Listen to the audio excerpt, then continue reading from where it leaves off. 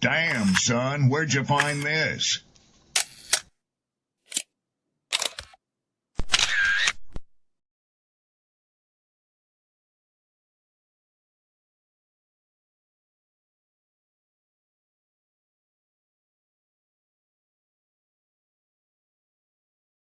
Ladies, understand something. The top end of a woman's weight is 145 pounds. Okay. My mother's 5'9" and she was 145 pounds until she was 50. That's the top end of your weight because there should be about a 40-pound difference between you and men.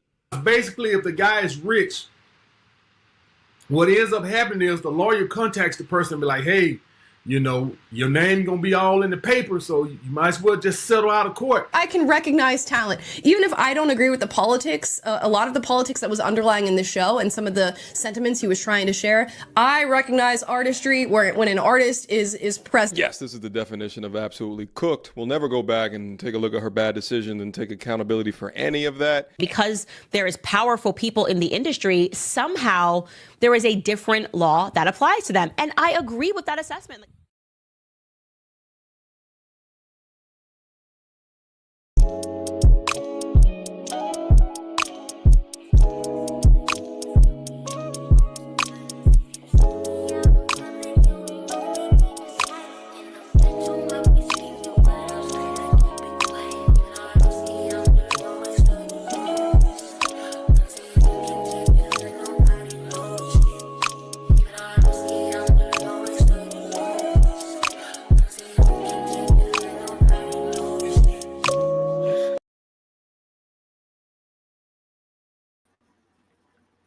What up? What up? What up? What up? Peace, blessings, glory, praise, and honor to the Most High. Happy Hump Day. You know what time it is. Shout out to the viewers, poets, writers, content creators. Much love. Thank you. Thank you so much for your continued support over here on Assembly of Excellence podcast. I got Sydney in the building. You know, we got some things to cover.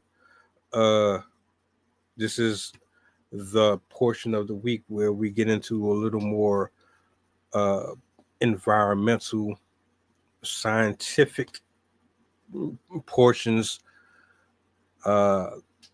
Absolutely love these segments. Do me a solid. Make sure you go follow and support her on all platforms. Make sure you go follow me on all platforms. Repost, like, share this out. Let the people know. We talk about just about everything up here. This is no different. I'm gonna bring her up, and yeah, I'm looking forward to the show. So, Sydney, what's going on? Hello, everyone.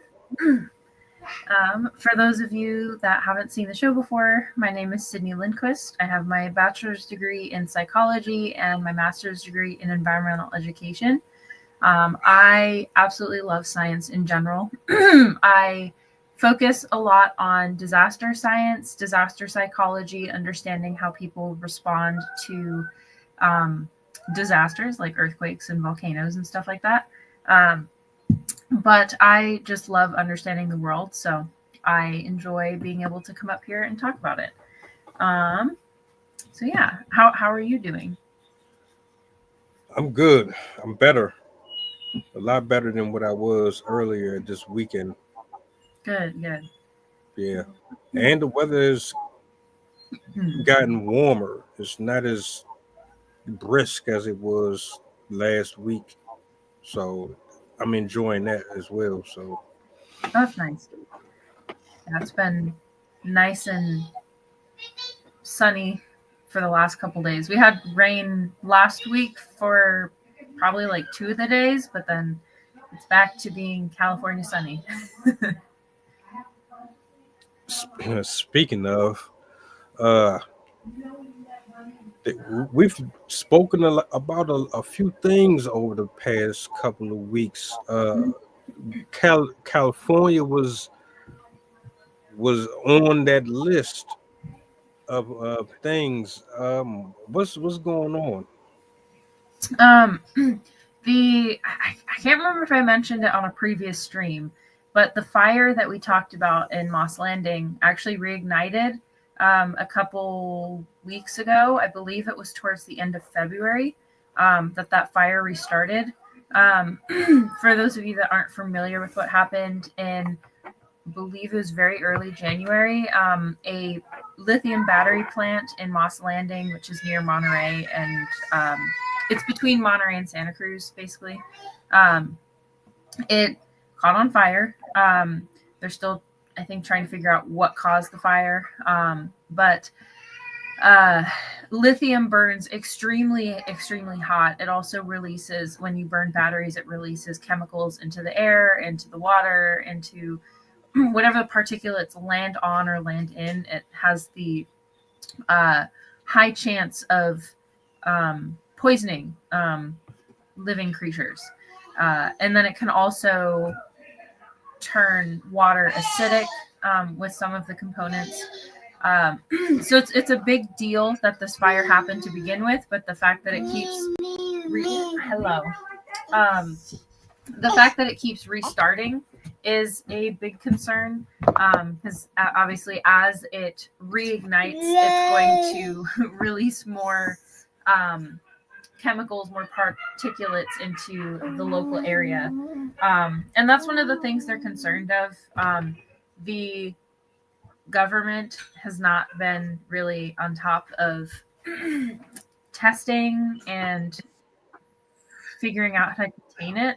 They had a very underwhelming response at first. It wasn't until residents started to come forward with symptoms that they started to really test. But they're in the process of doing more testing and cleanup. At this stage, they did put out the fire, but it's going to be a long process to understand the extent of the damage that this fire caused. If you didn't get a chance to see the live stream, I talked a lot about the consequences of this type of environmental damage. A lot of the materials that are being released are heavy metals, are poisonous. And so to have them in our water system, to have them in our air, to have them landing on our crops is a big concern, especially when California, and specifically that area of California, is well known for their produce. Watsonville, Monterey, Salinas, those areas are known as like the salad bowl of the US, because like 60 to 80% of greens, fruits, berries, and other types of plant material come from these areas.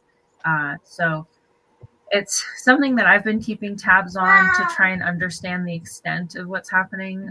It could also have done damage to our ecosystem. So it's equally important that we understand the environmental impact of that. But if you live in these areas, or if you buy food that come from these areas, it's still important to stay up to date with what's happening. A lot of people don't actually wash their food before they eat it. But stuff like lettuce, stuff like spinach, the leafy greens, the fruits that we eat whole without really cooking it, it doesn't give it a chance to, you don't give it a chance to remove the toxins from the outside. So that can be kind of problematic if you're buying from those areas. So just be wary of the produce that you're getting and where it's coming from, to kind of reduce your exposure to all of the chemicals released by this fire. And then, as I said, if you live in the area, try to reduce your time outdoors, especially if you are going outdoors near the Moss Landing facility, because you can kind of kick it up in the dust, in the dirt, but it can also still kind of linger in the air. So just be very cautious if you are in those regions or if you're buying food from those regions. More positive note, one of the other events that I've talked to you guys about was a potential volcanic eruption in Greece. They had an uptick in earthquake activity throughout January and February, and some scientists were becoming concerned that an eruption could be a possibility just from the severity of the quakes, the intensity, the frequency. But it seems as though the earthquake movement has started to dwindle. They're having less frequent activity. The activity is getting less severe. So it appears that it has just been magmatic movement underneath the rock and isn't actually a volcanic eruption, which is very good. If either of those two volcanoes erupted, there's one in Italy called Campi Flegrei, and then there's the Colombo volcano and the Thera volcano. Those three are they're known as, they have the capacity to be super volcanoes.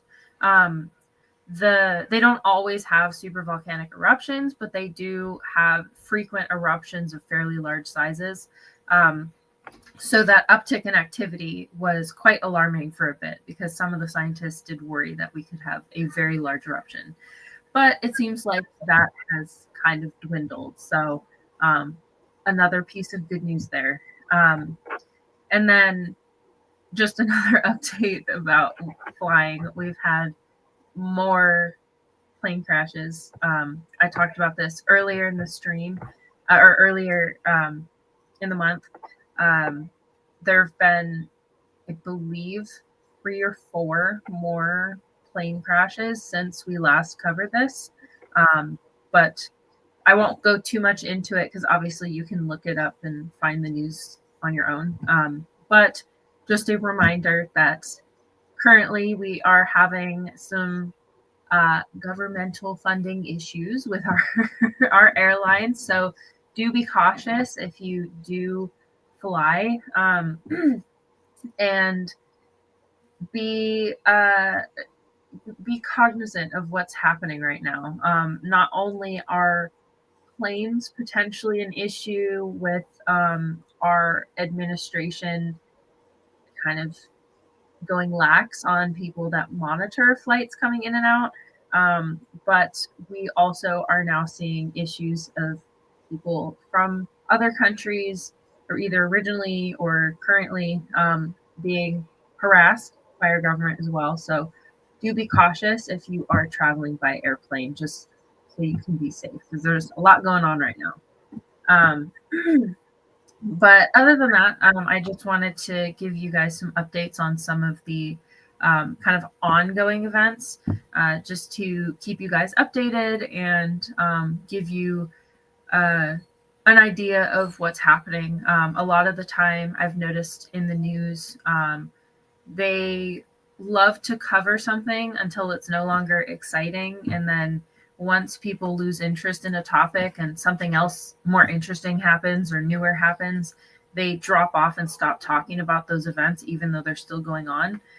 So I always like to come back to issues that I've talked about and kind of re-examine what's been happening and how it's updated since we last talked about it. That way people can still stay on top of what's happening. Because oftentimes these types of things happen over a very long period of time. And it's easy to forget about stuff like this. But when they influence us and affect our lives, I think it's really important to keep talking about. So I just wanted to revisit a couple of those events today. I'm glad you did. To be honest with you, I didn't realize with the fire that it had the potential to still have like lingering effects as far as like your air quality. I've assumed that the wind would carry it all away, and that would be the end of it. But from what you're saying is it's still in the soil, so you can still end up inhaling or getting it in your skin, or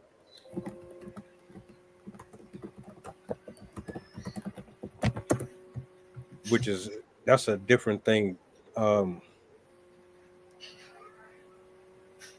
Just such does this mean that everything that came into contact with it is pretty much not edible at all, and you just might as well start over from scratch, or outsource your food from somewhere else until there's other means to get that ground healthy again? Like, is that what I'm getting from that? There's a lot of factors that kind of affect it.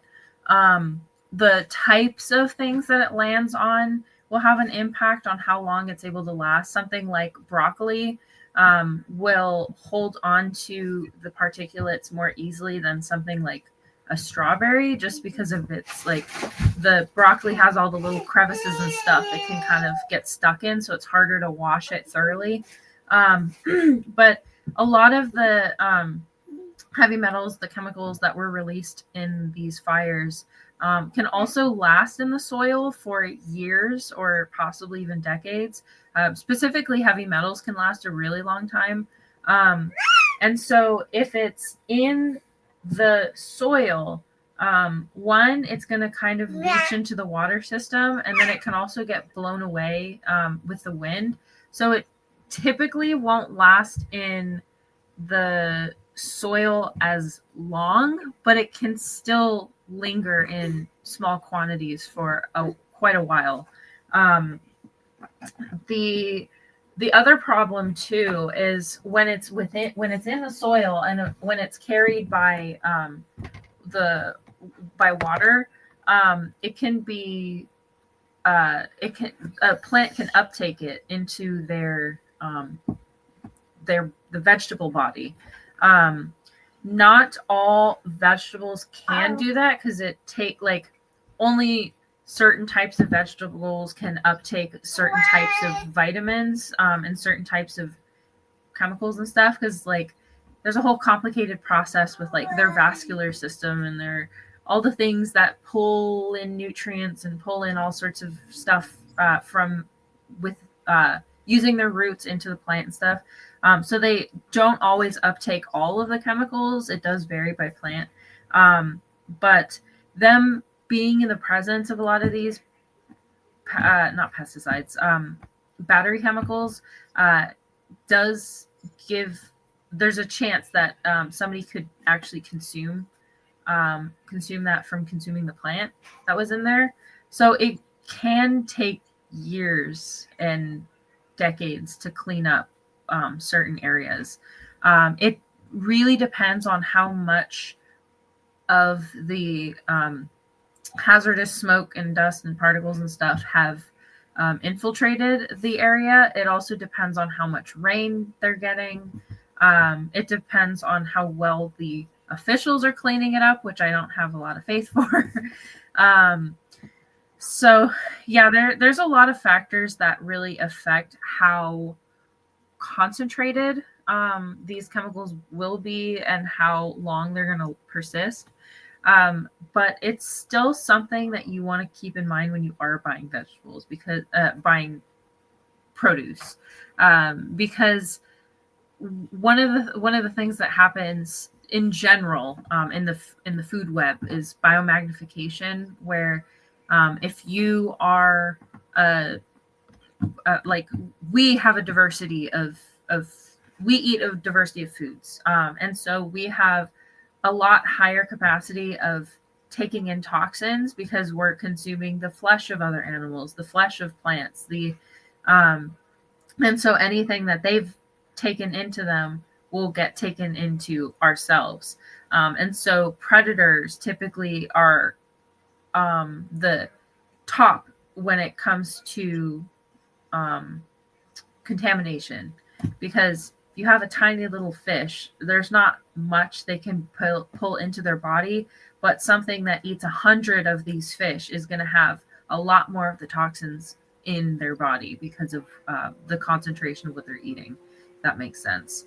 But that's more so the problem going forward, is that if people are consuming a lot of food from those areas, or if they're spending a lot of time walking around in those areas where they can kick up dirt, or they have their, like, if they're gardening in those regions that were affected by the smoke, or if they're like spending time in the water, if they're spending time in the local rivers, those can increase their chances for exposure. So it's kind of hard to contain this problem, especially because it's kind of invisible. It's not something you can really smell. It's not like an oil spill where if it's on the food you can see it. So it's hard to track it unless you're testing everything. And so at this point, it's mostly going to be making sure that you just don't buy foods from those areas, because you don't know what the risk is going to be. You are like, we're not really getting that robust of data from the people that should be putting that stuff out there. And then the fact that we just got a bunch of rain in those regions. We just had, I don't know if it was the same in the Monterey area, but at least in the SoCal area, we got 2 years worth of rain in a single storm. So if that happened up north, which judging from the weather radar, they did get a significant amount of rain. I wouldn't be surprised if it did wash a lot of that off into the ocean rather than having it kind of like stay on the land.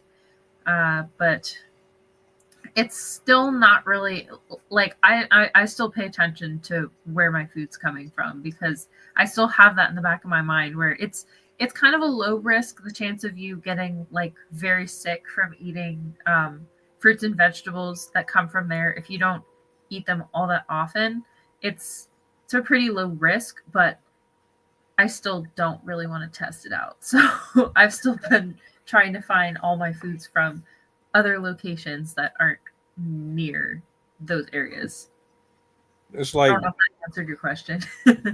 it's like when people found out about salmonella being in the food, but Mm-hmm. you don't hear nobody talking about it. Mm-hmm. So it's almost like people just, oh, okay, well, since ain't nobody really making a big deal about it, I guess it's okay to go back to eating it. All right, cool. Mm-hmm. And the funny thing is, a lot of those illnesses, salmonella, listeria, Cryptosporidium, there's like a bunch of them that you can get. Most of them are from food touching dirty water. And so when people get salmonella poisoning or listeria or like other things from plants, oftentimes it's because they didn't wash the plants. It's because they didn't wash the food before they ate it. That's a lot of the time a huge cause for food poisoning when people incorrectly handle meat or eggs. Most of the time, it's not because they ate it incorrectly. It's because they didn't clean up correctly as they were cooking it. So they like picked it up with their hands and then put it on the counter and then took it off the counter and put it in the pan. And then they put something else where the chicken was on the counter. Like, if you ever want to see that in action, just watch Gordon Ramsay in the kitchen, Hell's Kitchen or whatever that's called. He will show you what cleanliness can do to your food and just how unclean people can be without even realizing it.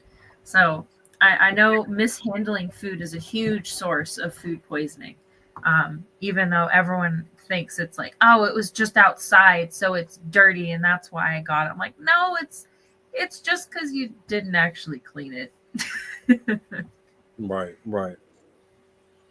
Well, I guess that clears that one up.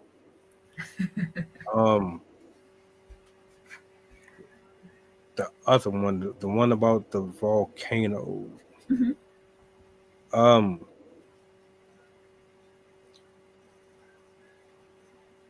Question: the activity when it occurs, is it due to, well, and you've covered this before, but I'm just doing like a refresher for myself. Yeah. Is this due to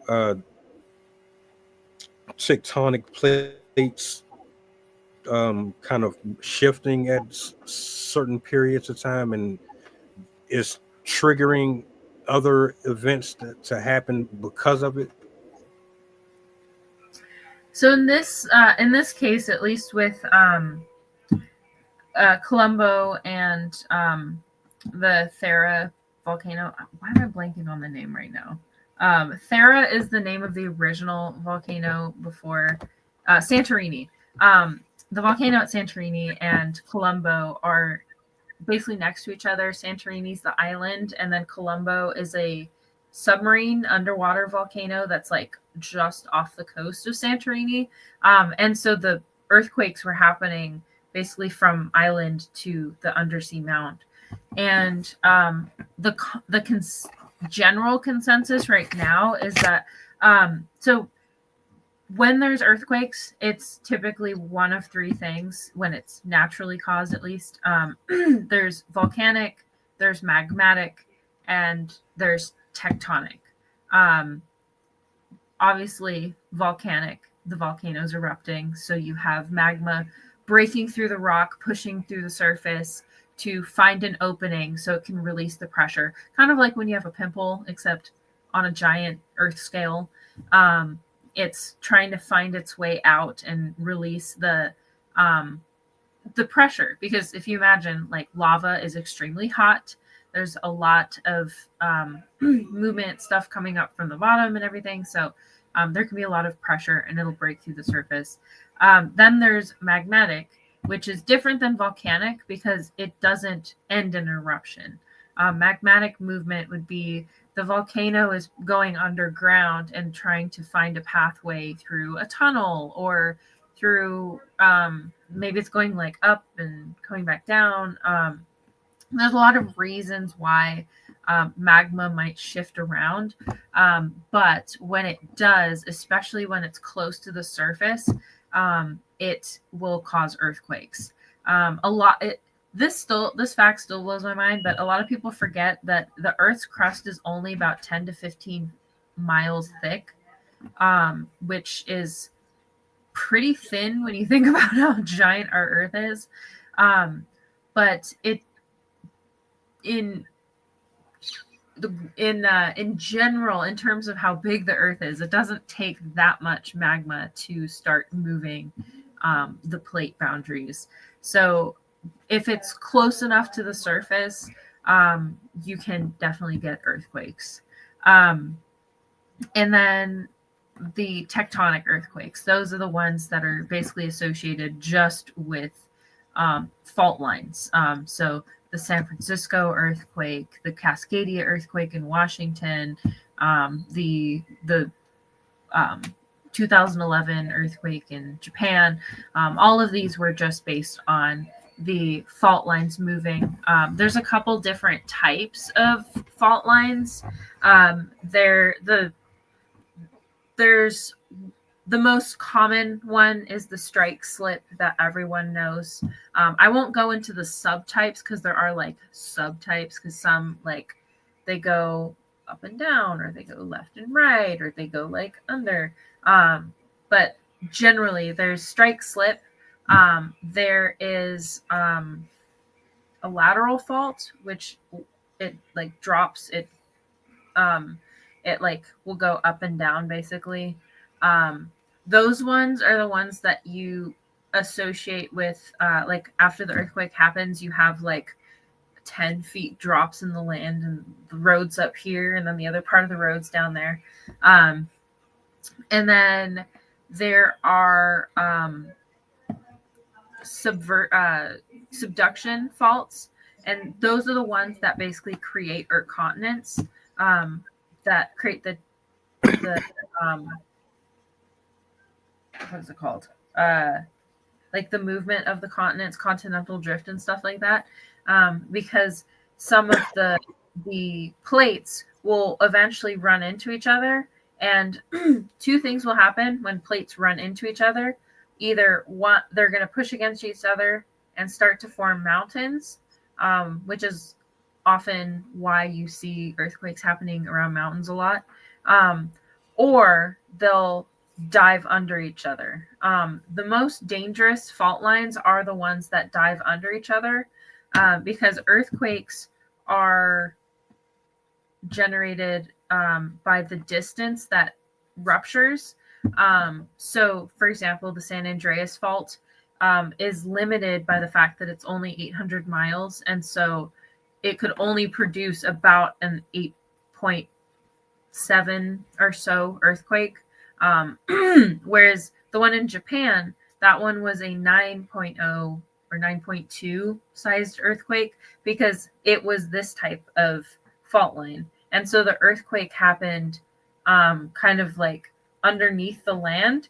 And so what happened is it gets stuck, and then the earthquake happens when the land bounces back. And so that's why those are particularly dangerous, because one can cause tsunamis, especially if it happens underwater, because that when you bounce the land back, the water gets pushed upwards and then it kind of rolls out towards the land. But it also causes the most severe shaking, because if you're going underneath, you can have much longer fault lines, much deeper fault lines. So yeah, that's kind of the difference between the types of earthquakes. And scientists can tell by if it's dry, like if there's presence of magma or not. You can also tell by the direction it's going. So magmatic type of earthquakes will coincide with movement of magma under the surface, without it ever breaking through. Whereas volcanic movement, you can tell that it's volcanic because it actually will go upwards, and it includes like swelling of the land. It includes like emissions and stuff. The water systems might heat up spontaneously. Whereas with the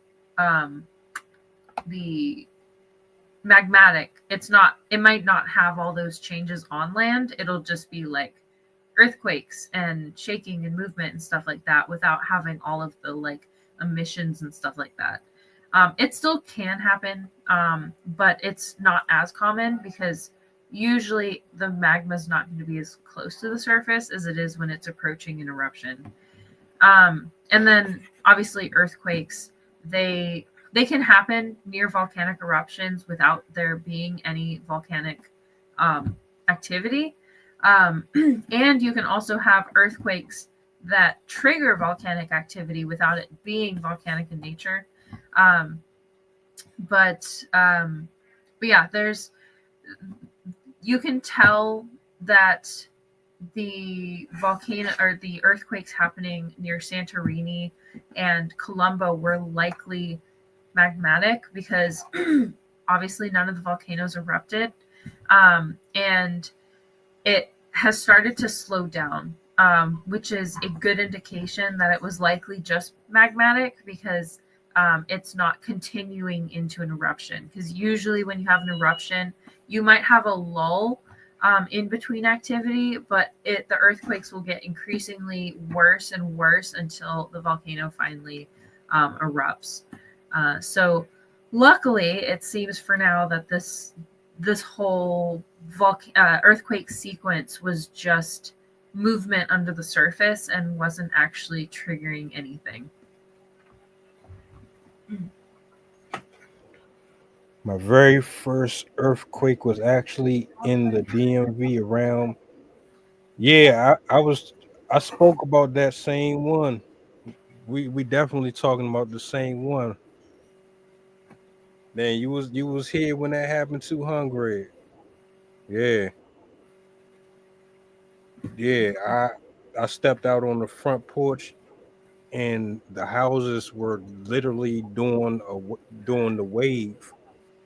You know how you start the wave in a baseball game or something, and it go from one side of the stadium to it was just like that. I never seen anything like that before in my life. Yeah, I have been in a 5.2 earthquake. I was like 12 at the time.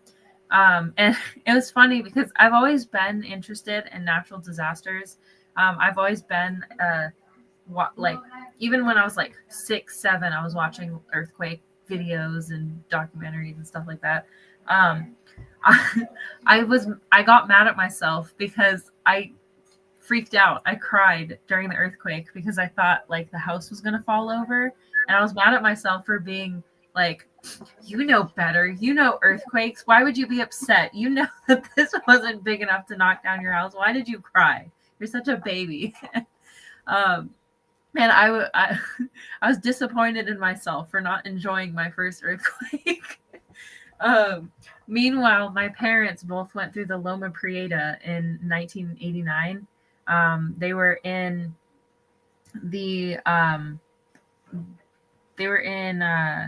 where is it called?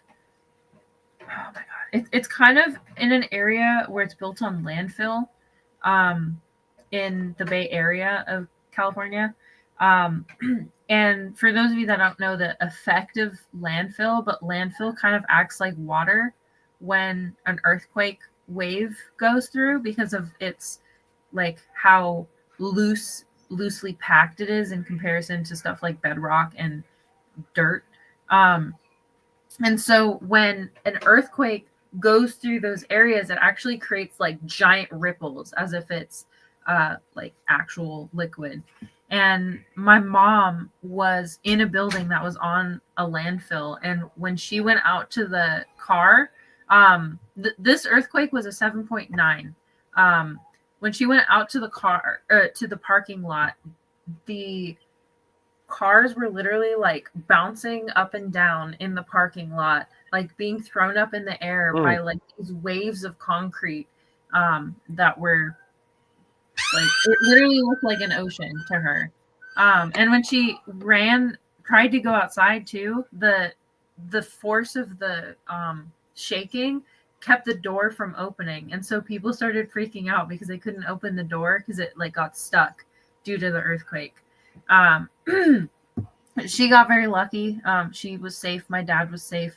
Unfortunately, I believe 36 people died in that earthquake, or 56, something like that. But it definitely could have been worse. The San Francisco earthquake in 1906 killed over 3,000 people. So it's definitely, we've done a lot better with our buildings since all of that happened. Granted, San Francisco's was also due to a fire. But yeah, it was still a really interesting experience to hear about from my parents. But yeah, I've been through a little earthquake, but nothing that big yet.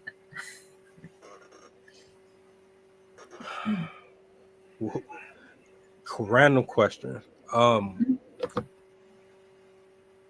And I've thought about it before, but never until today. Seriously, which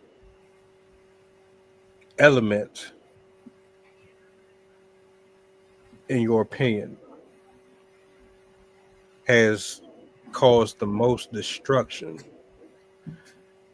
So we got tornadoes, we got tsunamis, we got hurricanes, we got volcanoes, and you've named a few, but just from what you've noticed, like for me, I think that what I've heard more about would be hurricanes and tornadoes. Those are the ones that are often highlighted the most, coming in next to earthquakes, and then I want to say maybe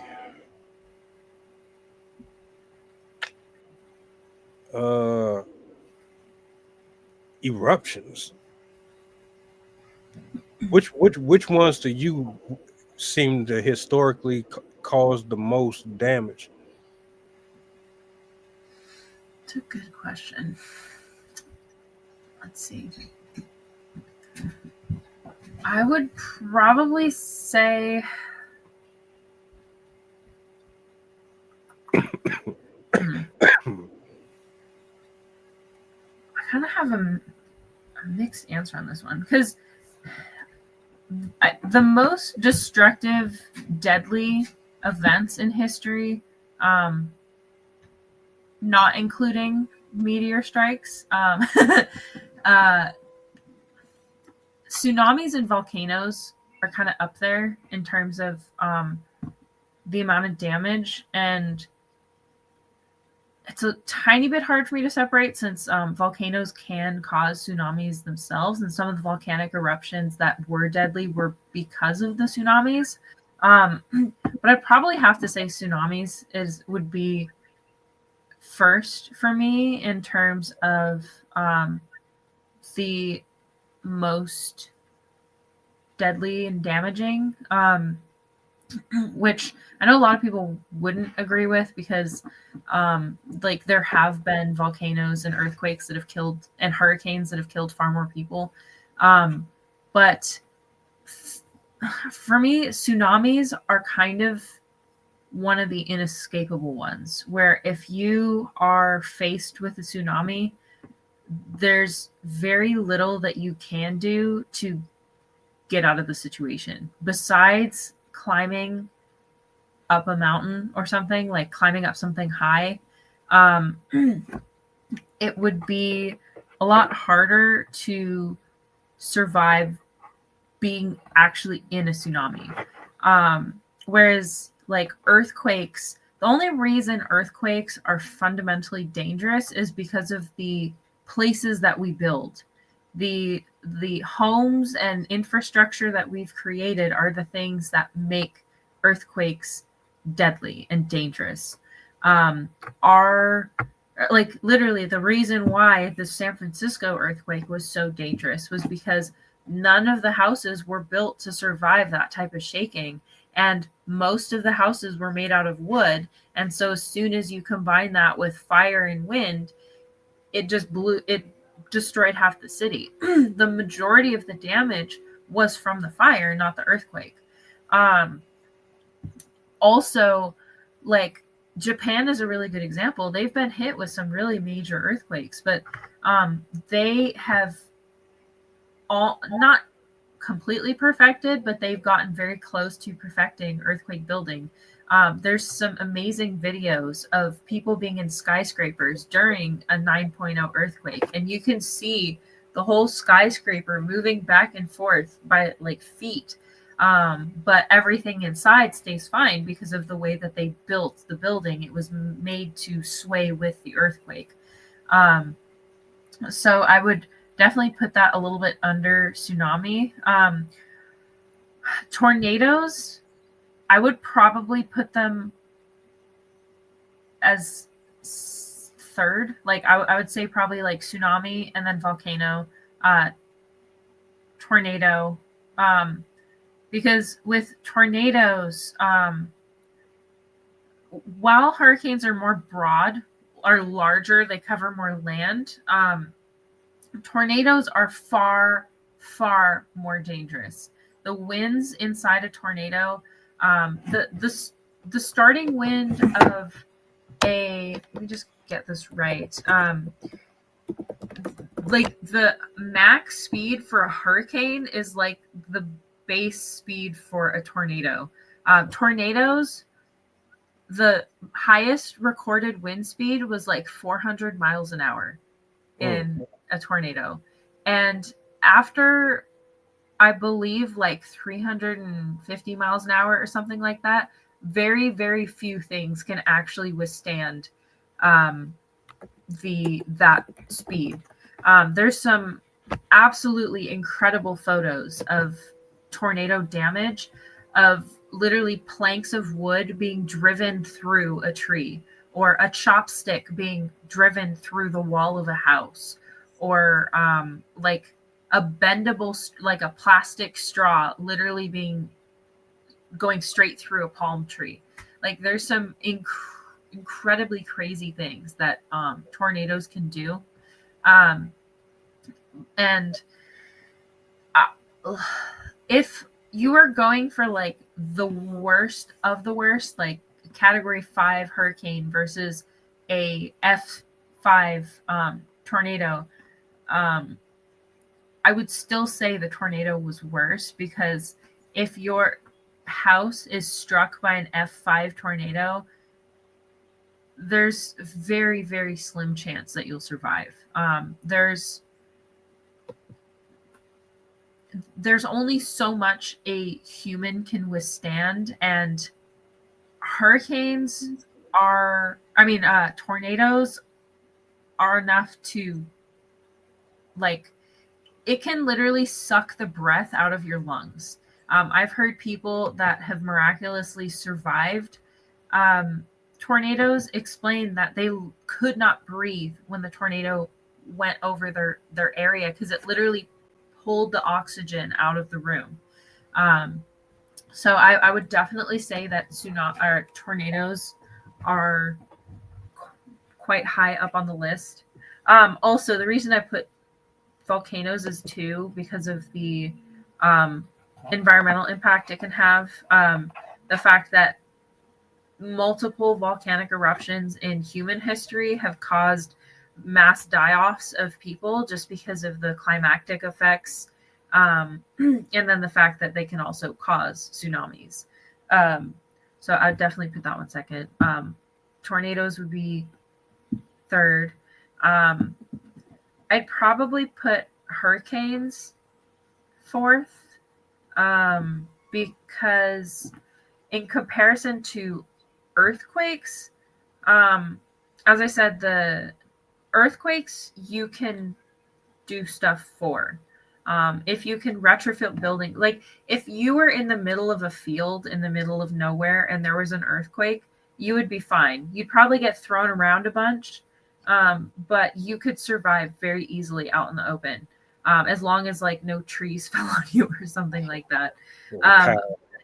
Hurricanes, those will bring in storm surges. They'll bring in, they have high winds, they have tornadoes, they can have hail, they can like fling things in the air. So they're very, very you can stand outside in like a Cat 1 or Cat 2 hurricane, but beyond that, it's very, very dangerous for you to go out there. You don't want to be standing outside in the middle of a hurricane, because I think it takes just 75-mile-an-hour winds to knock over a person, and hurricanes start at 74 miles an hour. Let's see.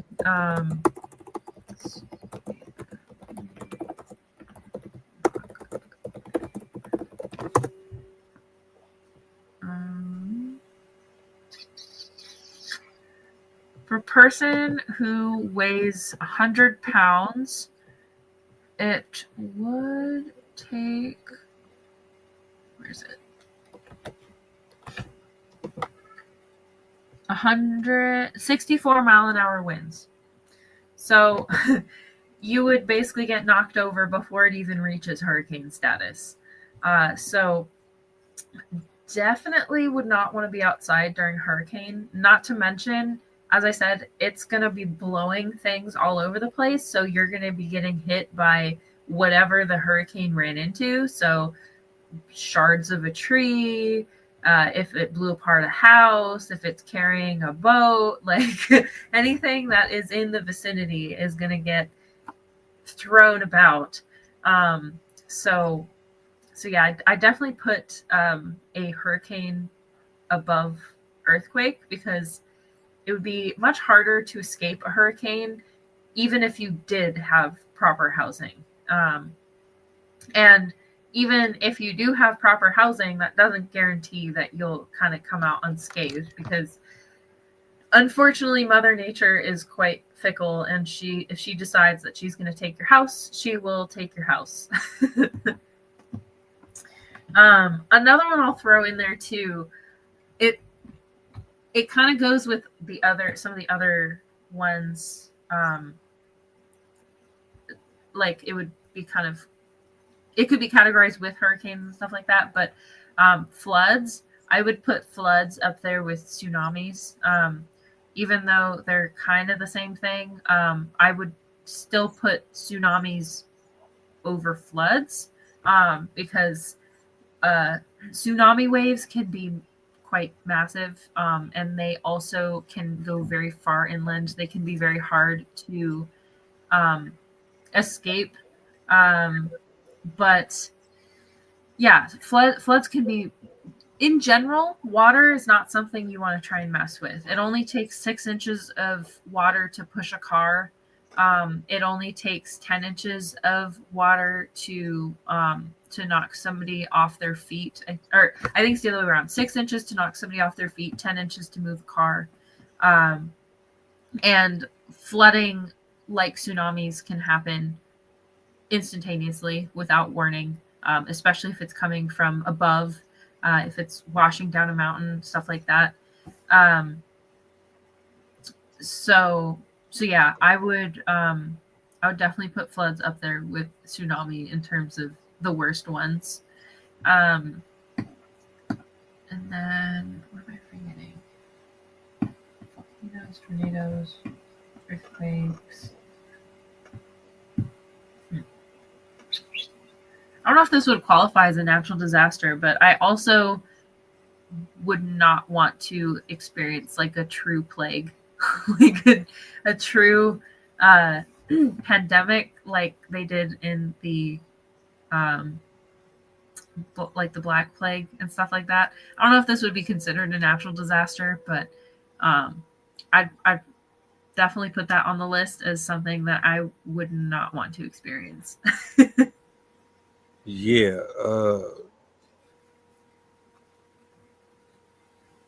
First of all, Greg, man, I'm glad your folks survived out there.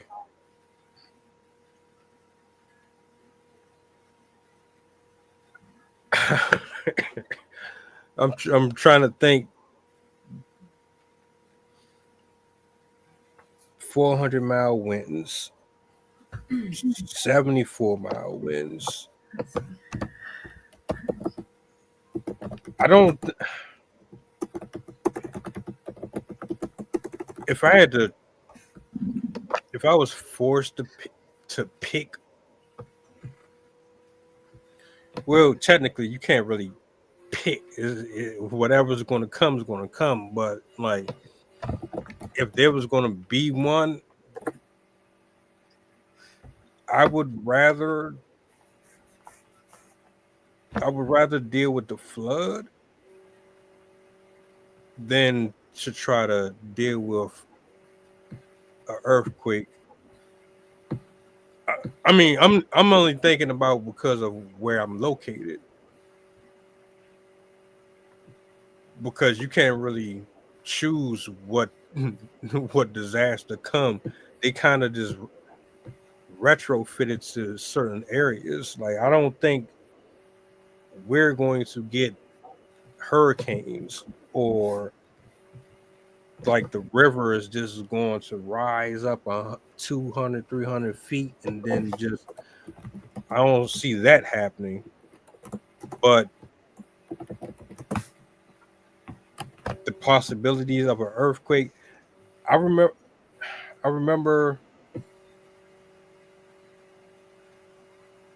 I don't think it was a monsoon season, but we had a year where it rained for like a week straight. I never experienced that before. we haven't had that in a very long time. But it rained for a week straight, like nonstop from morning to night, just all the way from Monday to Friday. And the waters got extremely high, really bad. Like if it wasn't for them doing as good of a job on the sewage system as they did, these streets would have been completely flooded. Mhm.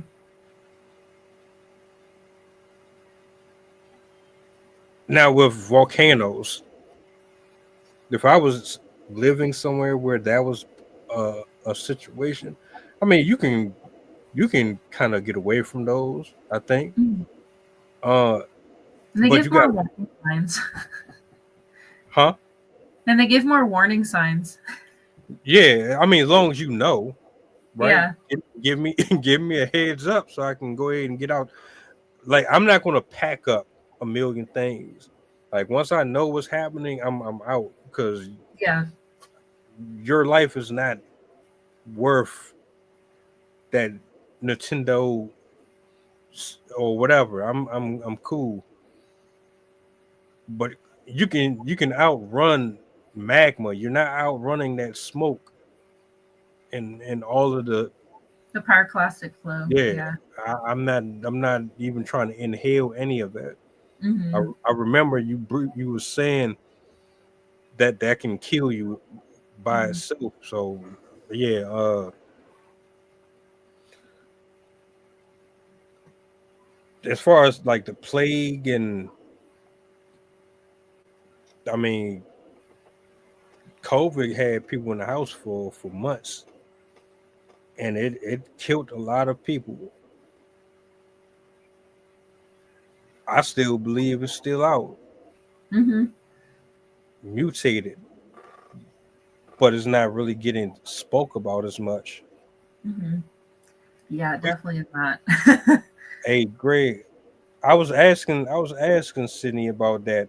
Remember the Yellowstone thing? Hmm.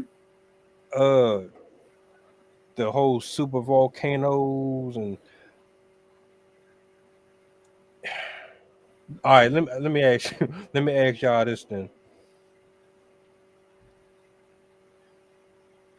If any of these happen right now, which one would you prefer to contend with over all of them? If you had no choice.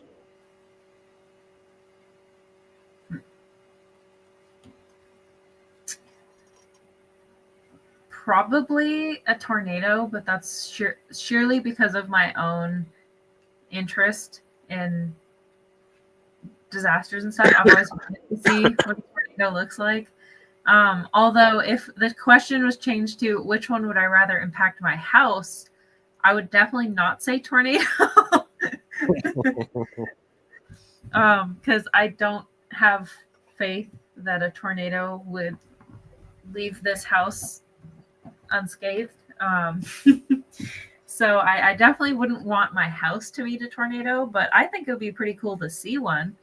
I've always wanted to experience a bigger earthquake too, just for the experience. But again, I would rather it not affect my house and the things that I need to live. Um, but uh, but yeah, I'd probably say storms would be the one that I'd be interested in seeing because I've always found weather to be quite fascinating and just watching it happen and like what do you call it, like the whole process of it, like watching the clouds roll in, then it gets darker and then you start seeing the churning of the clouds and then it starts to rain and then wind. I just think it's so cool.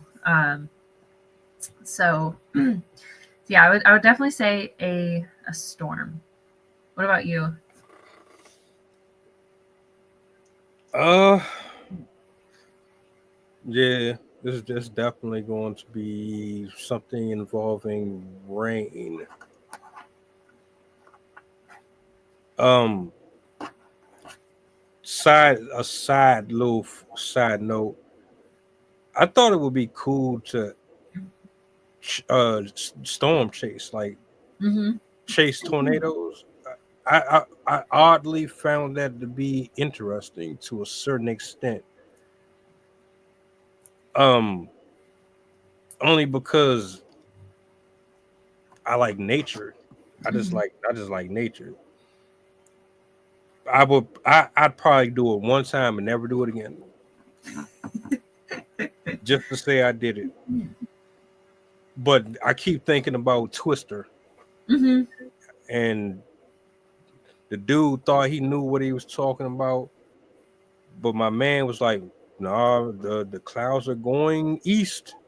So that means that this thing is about to make a U-turn. It ain't about to go the way y'all think it's gonna go. I'm trying to tell y'all to go ahead. Don't. They went on ahead and went that way anyway. And yeah, beam me up, Scotty. I wouldn't want to be in that situation where the joint bucked a U-turn on me.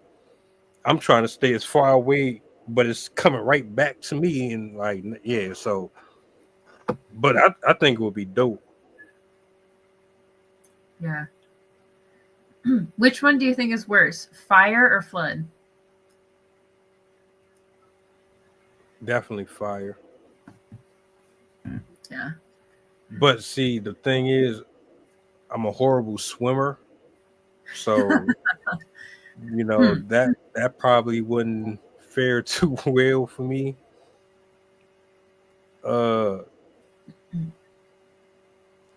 And it's weird. I had a dream that a tsunami was coming, and then it was like, you can't hold your breath that long.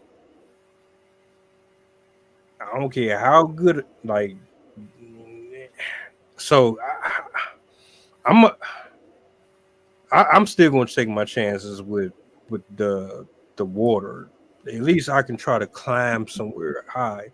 If something get caught on fire and I'm up here, then what? Mm-hmm. I'm gonna jump out the window, break all my leg. Like, yeah, that one's such a tough one for me because I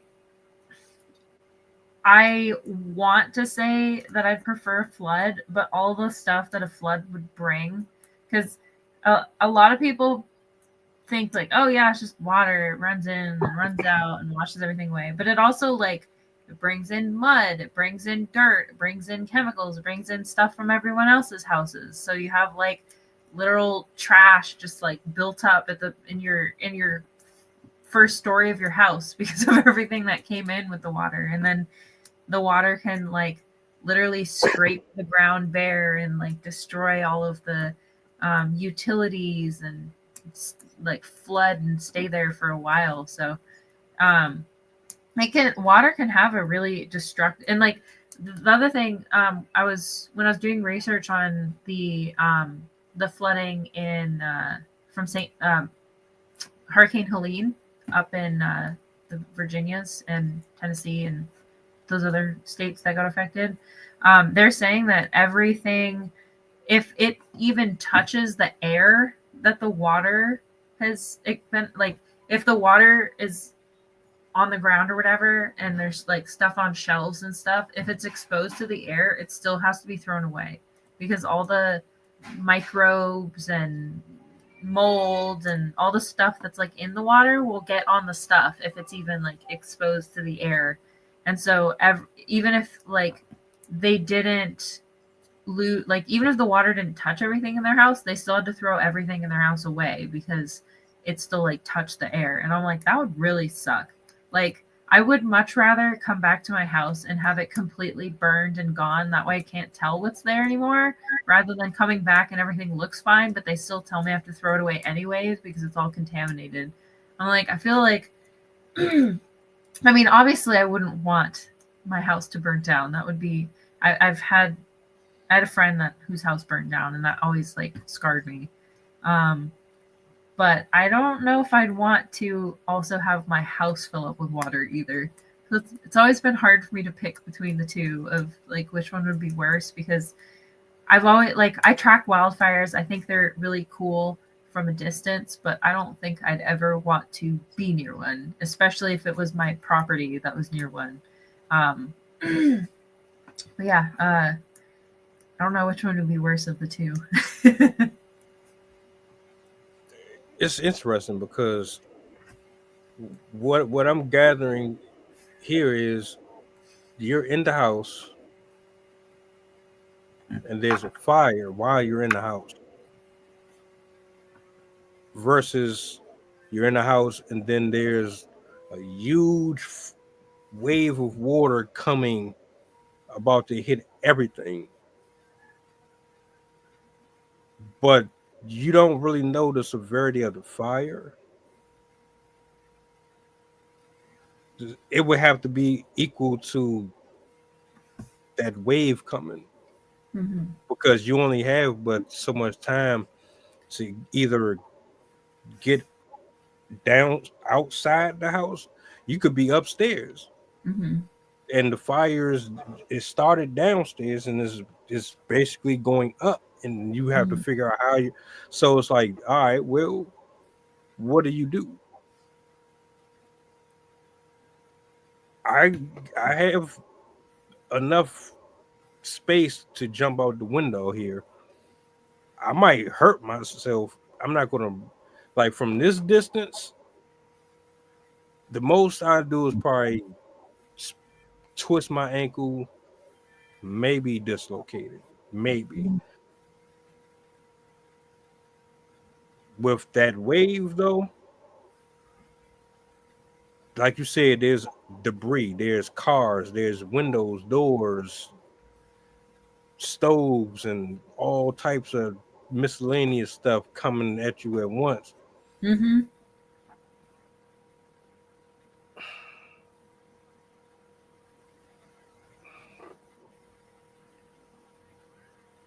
So you get out the house. Let's say you choose fire. All right. You make it out the property, but there's still blocks and blocks of fires everywhere else. So you're not really avoiding it. Where that sounds like Armageddon to me, though. I don't know how I feel about that.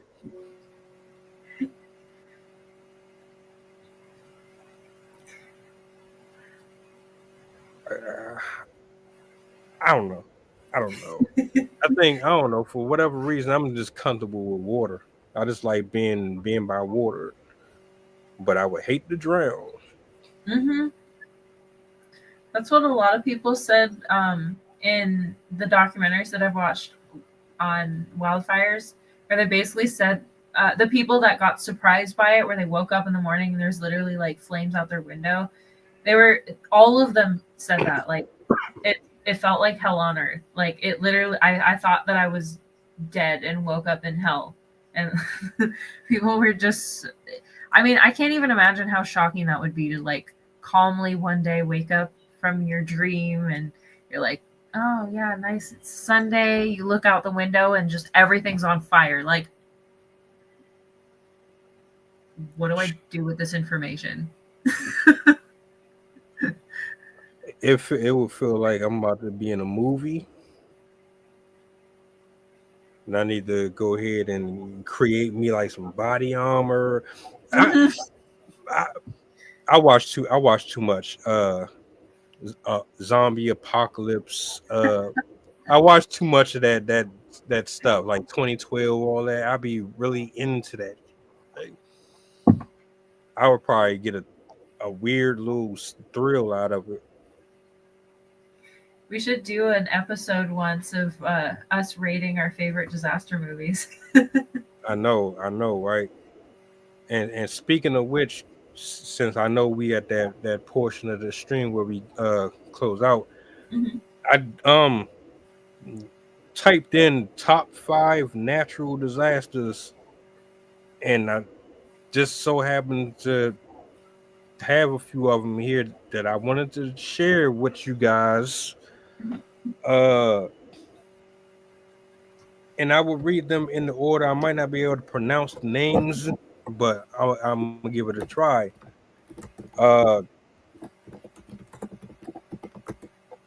So we got 1931 July China floods. 4 million fatalities. Number 2, 1887 Yellow River flood. September, 2 million. 1976 Tangshan earthquake, July 28th. 655,237 fatalities. 1970 Bola cyclone, 500,000. And for the fifth one, 1975 Typhoon Nina Bangquil, dam failure.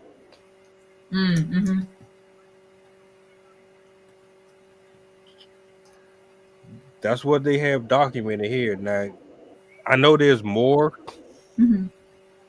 Those were just some that I pulled up, and I thought, oh, okay, well, I didn't realize that many people actually perished.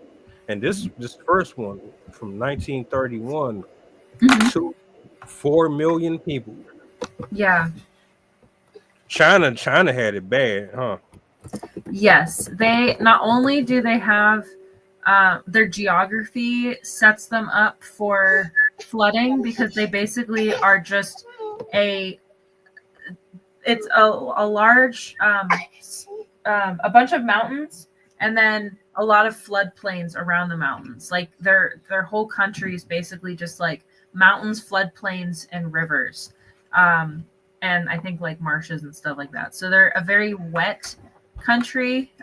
They're pseudo-tropical, sort of, especially at least in the lower elevation areas. But they're very, very prone to flooding.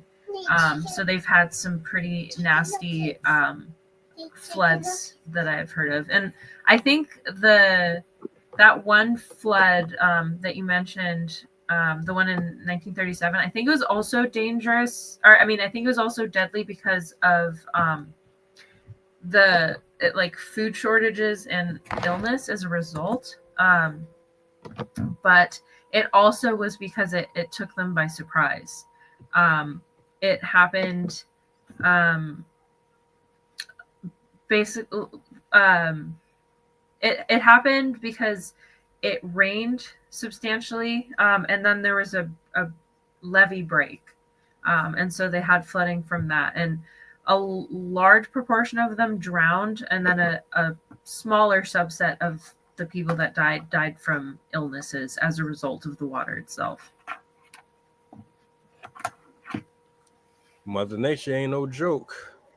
Yeah.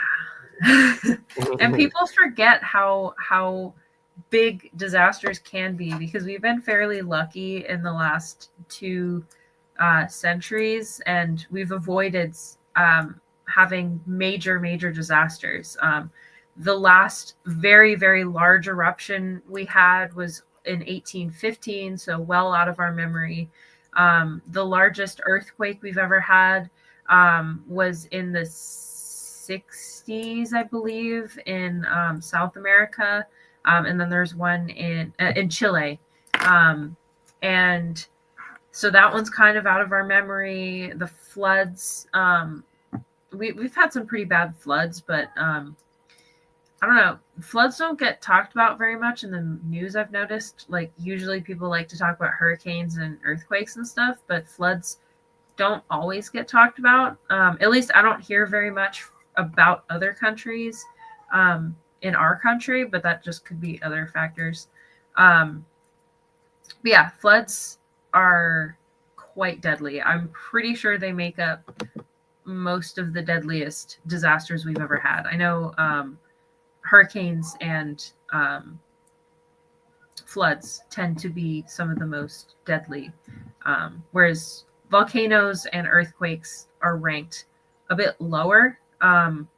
But I always add in the climactic effects. So in that sense, volcanoes still can be pretty dangerous. Yeah, Krakatoa was, that one's always my favorite volcano story to talk about.